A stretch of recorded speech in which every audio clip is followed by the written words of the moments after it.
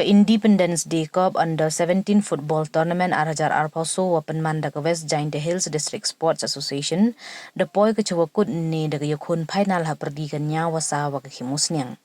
Kaya leki deman ko ke wirangkat borbha hewa haduk wakut kaya leki wa yo othap kol we depan manda ke chut tiebreaker yo jit ya ki wajam. Ha ini ia chut tiebreaker man le ke we than bha tang wa ha wakut da job daga nya Wasa da solele.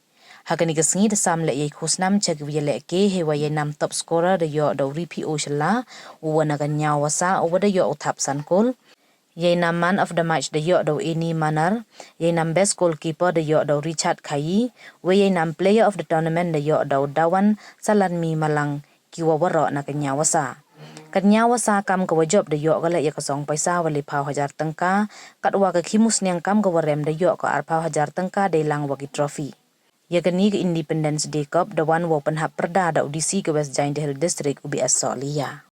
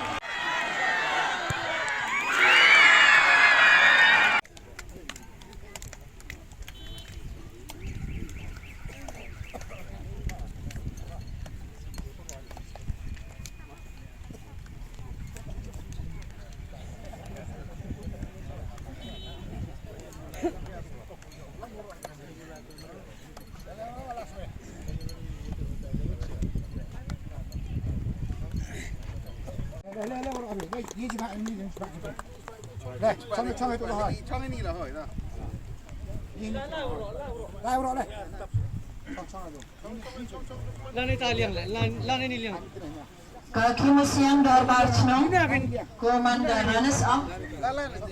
Ayo ke trophy, kamjula ke song paisa for ibu wichil mentapi.